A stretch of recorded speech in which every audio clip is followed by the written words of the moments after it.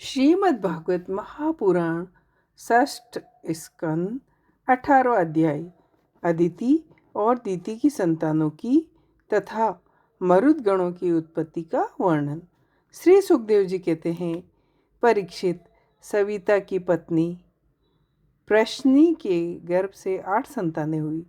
सावित्री, व्याहति, त्रयी, अग्निहोत्र, पशु, सोम, चातुर्मास्य और पंच महायज्ञ।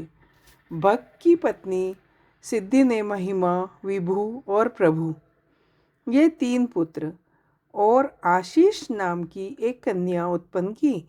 यह कन्या बड़ी सुंदरी और सदाचारिणी थी। धाता की 4 पत्नियां थी, कुहू, सिनीवाली, राका और अनुमति।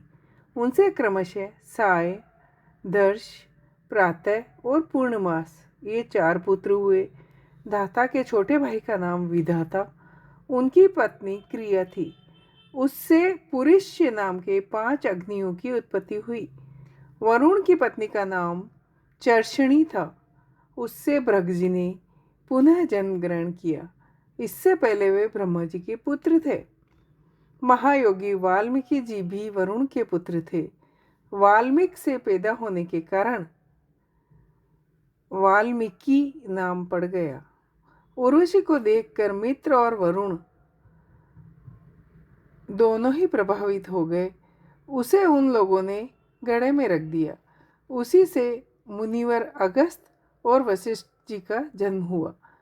मित्र की पत्नी रेवती, उसके 3 पुत्र हुए, उत्सर्ग, अरिष्ट और पीपल। प्रिय परीक्षित, देवराज इंद्र की पत्नियां थी पुलोम, नंदिनी, सची। उनसे हमने सुना है उन्होंने 3 पुत्र उत्पन्न किए, जयंत, ऋषभ और मीडवान। स्वयं भगवान विष्णु ही माया से वामन के रूप में अवतरण हुए। उन्होंने 3 पग पृथ्वी मांगकर तीनों लोक नाप लिए थे। उनकी पत्नी का नाम कीर्ति, उससे बहच्छ लोक नाम का पुत्र हुआ।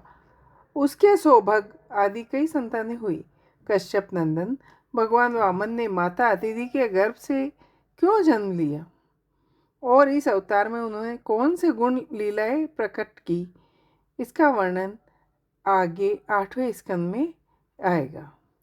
प्रिय परीक्षित, अब मैं कश्यप जी की दूसरी पत्नी दीति से उत्पन्न होने वाले उस संतान परंपरा का वर्णन सुनाता हूँ, जिसमें भगवान के प्यारे भक्त श्री प्रहलाद जी और बलि का जन्म हुआ। दीति के दैत्य और दानवों के वंदनीय 2 ही पुत्र हुए, हिरण्यकशिपु और हिरण्याक्ष। इनकी कथा पहले 3रे स्कंद में थी। हिरण्यकशिपु की पत्नी दानवी कयाधु थी। उसके पिता जम्ब ने उसका विवाह हिरण्यकशिपु से कर दिया। कयाधु के 4 पुत्र हुए, सहद, अनुहद, हद और प्रहद। इनकी सिही नाम की एक बहन भी थी। उसका विवाह विप्रचिति नाम के दानव से हुआ। उससे राहु नामक पुत्र की उत्पत्ति हुई। यह वही राहु है जिसका सिर अमृत पान के समय मोहिनी रूपधारी भगवान के चक्र से काट लिया था। सहद की पत्नी थी कृति, उससे पंचजन नामक पुत्र उत्पन्न हुआ। हद की पत्नी थी धमनी, उसके 2 पुत्र हुए, वातापी और इल्वल। इस इल्वल ने ही महिषी अगस्त के अतिथि के समय वातापी को पकाकर उन्हें खिला दिया। अनुहद की पत्नी सूर्म्या थी, उसके 2 पुत्र हुए, बास्कल और महिषासुर। प्रहद का पुत्र विरोचन, उसकी पत्नी देवी के गर्भ से दैत्यराज बलि का जन्म हुआ। बलि की पत्नी का नाम अश्ना था। उसके बाण आदि 100 पुत्र हुए। दैत्यराज बलि की महिमा गान करने योग्य है। उसकी कथा 8वें स्कंद में आएगी। बलि का पुत्र बाणासुर भगवान शंकर की आराधना करके उनके गणों का मुखिया बन गया। आज भी भगवान शंकर उसके नगर की रक्षा करने के लिए उसके पास ही रहते हैं। दीति के हिरण्यकशिपु और हिरणाक्ष के अतिरिक्त 49 पुत्र और थे। उन्हें मरुदगण कहते थे। वे सब निसंतान रहे। देवराज इंद्र ने उन्हें अपने ही समान देवता बना लिया। राजा परीक्षित ने पूछा, भगवान, मरुदगण ने ऐसा कौन सा सत्कर्म किया था जिसके कारण वे अपने जन्मजात असुरोचित भाव को छोड़ सके और देवराज इंद्र के द्वारा देवता बना लिए गए? ब्रह्मन, मेरे साथ यहाँ की सभी ऋषि मंडली यह बात जानने के लिए अत्यंत उत्सुक हो रही है, अतः आप कृपा करके विस्तार से बताइए। सूत जी कहते हैं, सौनक जी, राजा परीक्षित का प्रश्न थोड़े शब्दों में बड़ा सारगर्भित था। उन्होंने बड़े आदर से पूछा, इसलिए सर्वज्ञ श्री सुखदेव जी महाराज ने बड़े ही प्रसन्नचित्त से उनका अभिनंदन करके कहा।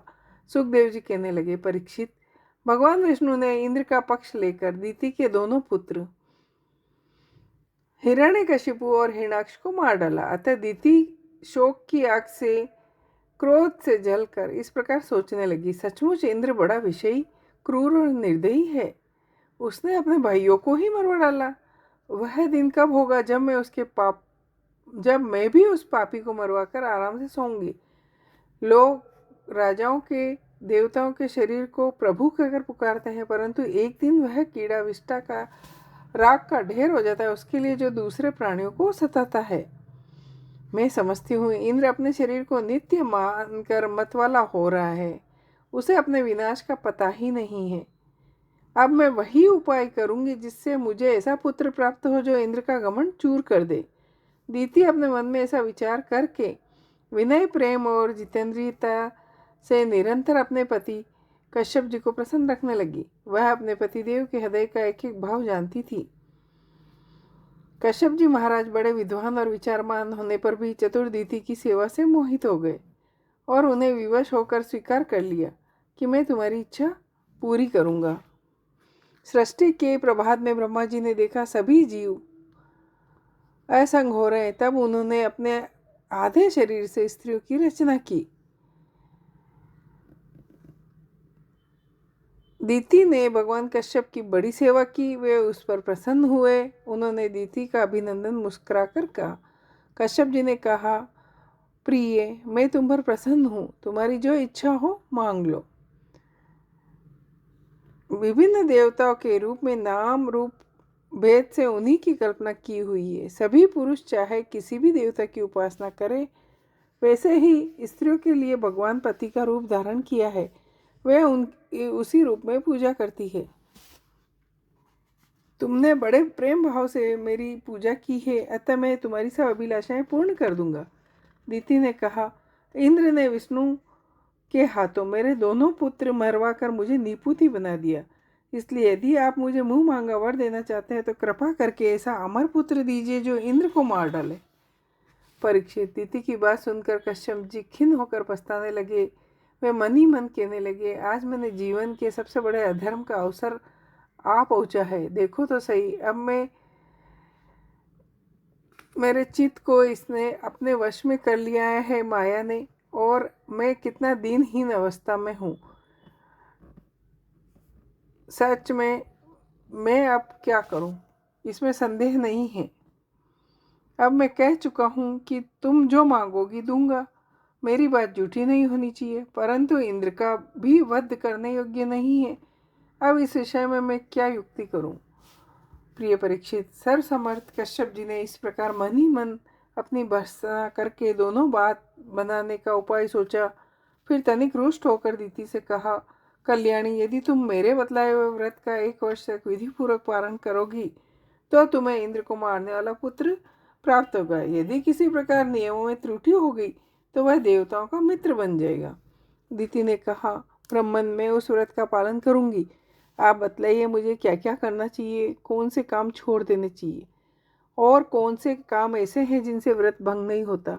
कश्यप जी ने उत्तर दिया, इस व्रत में किसी भी प्राणी को मन, वाणी या क्रिया के द्वारा सताए नहीं, किसी को सांप या गाली न दें, झूठ न बोले, शरीर के नख और रोए न काटे और किसी भी अशुभ वस्तु का स्पर्श न करे, जल में घुसकर स्नान न करे, क्रोध न करे, दुर्जनों से बातचीत न करे, बिना धुला वस्त्र न पहने, किसी की पहनी हुई माला न पहने, झूठा न खाए, भद्रकाली का प्रसाद